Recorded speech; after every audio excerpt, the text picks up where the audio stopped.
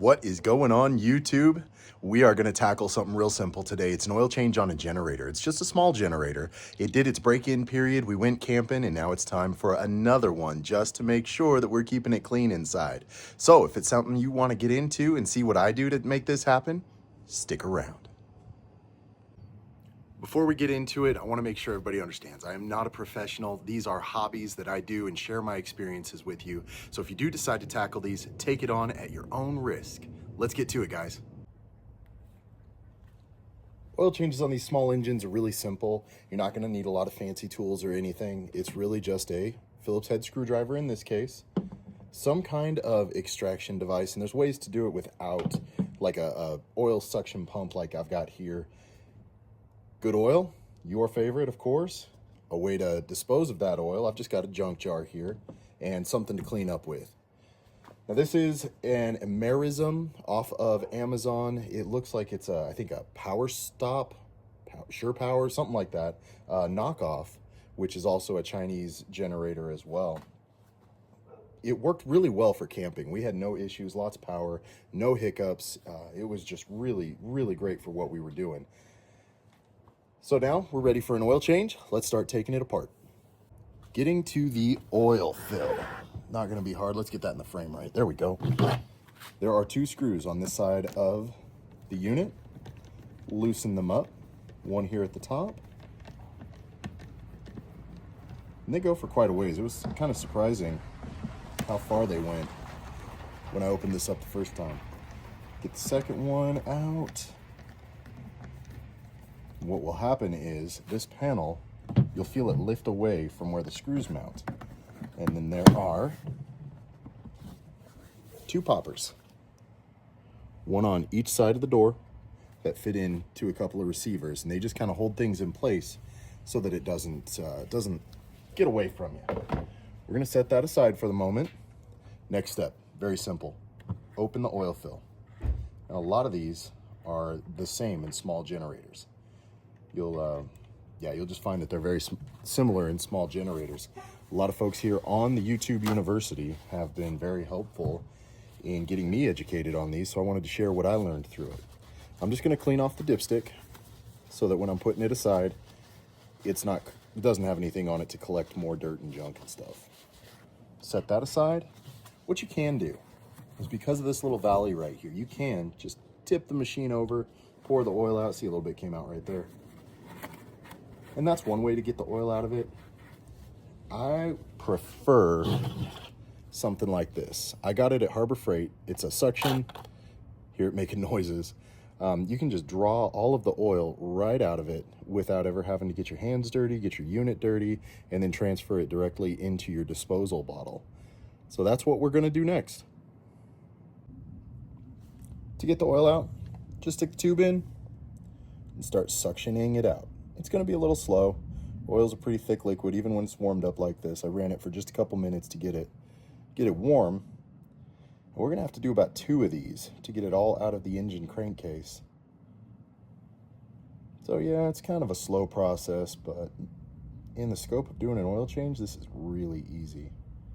And we've probably got about 20 hours on this oil change. You can see how dark it is.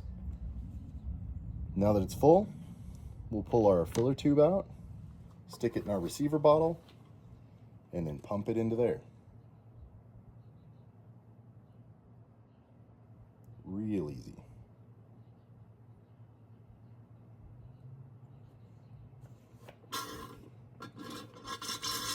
And just repeat that until you've got an empty crankcase. Now that we've got the crankcase emptied out, we're going to add some fresh oil to it.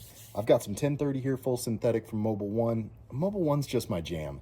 I heard from a couple guys, it doesn't really matter what you use. As long as you're changing it frequently, you're going to be well off. But it makes me feel better when I'm using something that I've already used in the past and I'm comfortable with. Now, one of the nice things about using one of these extractors is that you have an idea how much oil needs to go back into your generator. So just draw it out of the bottle, just like you did getting the dirty oil out of the crankcase. It is kind of tough to pull on because it is a vacuum-based system.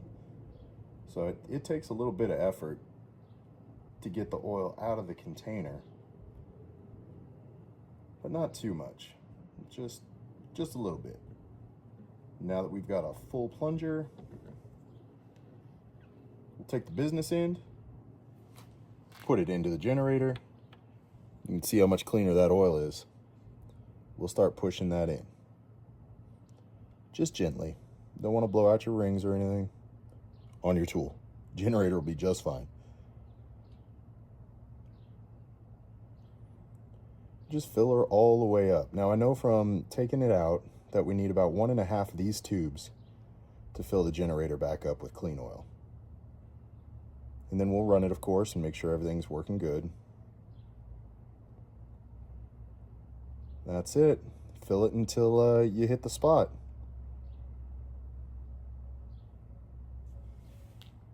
Now that we've added our oil, we're going to insert the dipstick. Actually, before we do that, I'll show you something. On the dipstick, it's got a few lines. This one up here is the high full. This one down here is the low full. Anywhere in this range is good. I like to fill them up close to the high full just to make sure that if this motor does start burning oil, which I guess small engines do typically burn a little bit of oil, we're going to have enough reserve that there's no problems later on. So stick this back in the hole, screw it in. This is my way to do it. Then unscrew it. See where that line is. Let's see if you can see it. Right here, just about to the high full. So that's where I like it. Clean it off. Put it back in. And you're done with the oil change. We're going to take this a step further. We're actually going to check the air filter while we're in here. We were out in a really dusty, remote area. It was dry camping, and just want to make sure that we don't have any extra debris. Here's the lid. There's a little bit of stuff in it. Real simple. Tap it out. Gets everything out that we need. This is your air filter. Similar to what your car does, but different. It looks pretty clean, pretty good. It's probably got some dust in it, and all we got to do is wash it with warm water and soap, and then let it dry, put it back in whenever we want to clean it. But this looks good, so we're going to throw it back in and put our cover on. I did check this while camping just to be sure that everything was good. And that's it. Oil change done. Put your cover door back on. Life is good. So our next step is to put that cover door back on, fire it up, make sure everything's running all right, and then you're completely done. So now for the fun part, the reward for doing the work. We get to fire it up. It's very simple on these machines. They are carbureted, so you have to put them in choke before you start them, and there is a little lever on the gas cap that allows it to vent so that you can cycle fuel through without starving the carburetor. Turn the vent on, send it to choke, make sure that your eco mode is not on. I had it on because we were running a very low draw. We only had a couple of string lights attached to it, and that was all we were using it for, was lighting at night. Then give it a good pull, get it fired up. That's it.